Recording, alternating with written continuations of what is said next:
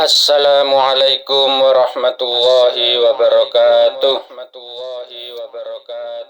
A'udzu billahi minasyaitonir rajim. Bismillahirrahmanirrahim. Alhamdulillahirabbil alamin. Segala puji hanya milik Allah, Tuhan seluruh alam. Dialah yang menghidupkan hati dengan iman, menangkan jiwa dengan Al-Quran, dan membimbing langkah kita menuju kebenaran. Salawat serta salam semoga selalu tercurah kepada junjungan kita Nabi Muhammad SAW, keluarga, sahabat, dan seluruh pengikutnya hingga akhir zaman.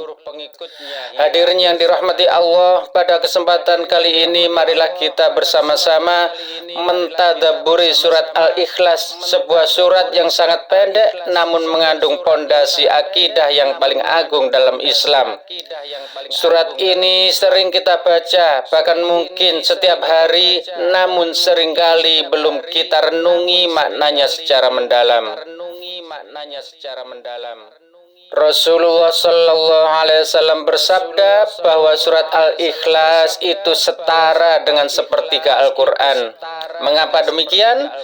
Karena seluruh isi Al-Quran mencakup tiga pokok utama, yaitu tauhid, hukum-hukum, dan kisah pelajaran.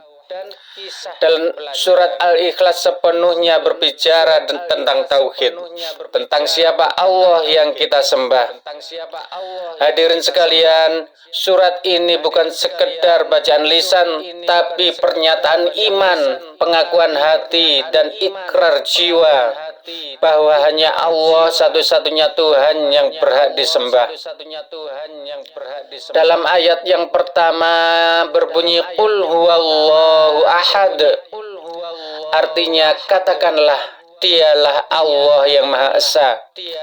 Kata Qul mengajarkan bahwa kita harus bertauhid, dan tauhid itu harus disampaikan, bukan disembunyikan. Iman bukan hanya diyakini, tetapi juga dinyatakan dengan keberanian dan kejujuran. Ahad bukan sekedar satu dalam bilangan, tetapi satu dalam keesaan, satu dalam zatnya, sifatnya, dan perbuatannya. Allah tidak terbagi, tidak bersekutu, tidak menyerupai makhluk. Hadirin yang dirahmati Allah Subhanahu wa taala, ketika hati benar-benar meyakini bahwa Allah Maha Esa, maka kita tidak menggantungkan hidup kepada manusia.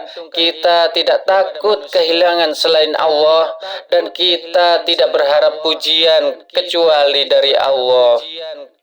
Tauhid menjadikan hati merdeka, tidak diperbudak oleh dunia. Kemudian ayat yang kedua berbunyi Allahus Somad. Allah adalah tempat bergantung segala sesuatu. As-Somad artinya tempat bergantung seluruh makhluk, sedangkan Allah tidak bergantung kepada siapapun. Hadirin sekalian, kita sering menggantungkan harapan kepada makhluk, kepada harta, kepada jabatan, dan kepada manusia. Namun semua itu terbatas, rapuh, dan tidak bisa mengecewakan. Sedangkan Allah tidak pernah mengecewakan hamba yang berharap kepadanya. Barang siapa menjadikan Allah sebagai sandaran utama hidupnya, maka hatinya akan tenang meski dunia ini terguncang. Ayat yang ketiga, lam yalid walam yulad. Allah tidak beranak dan tidak pula diperanakan.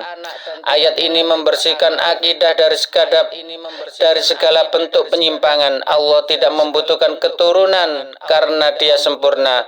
Allah tidak dilahirkan karena Dia tidak bermula.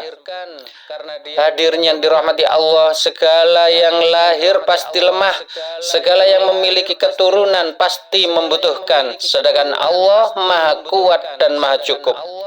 Inilah perbedaan mutlak antara Khalik dan makhluk.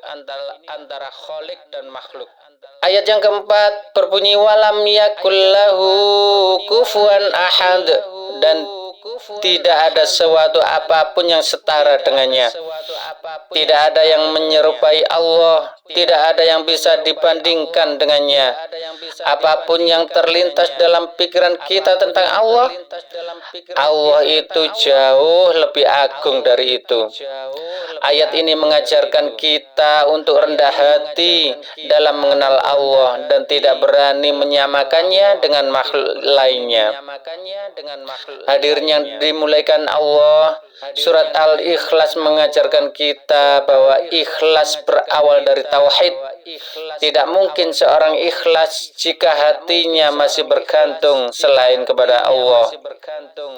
Mari kita bertanya kepada diri sendiri, untuk siapa kita beramal, kepada siapa kita berharap, dan dari siapa kita ini takut.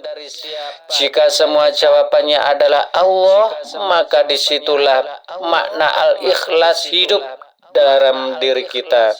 Semoga Allah menjadikan kita hamba-hambanya yang bertauhid, yang lurus, hati yang ikhlas, dan amal yang diterima. Amin. Amin ya rabbal alamin.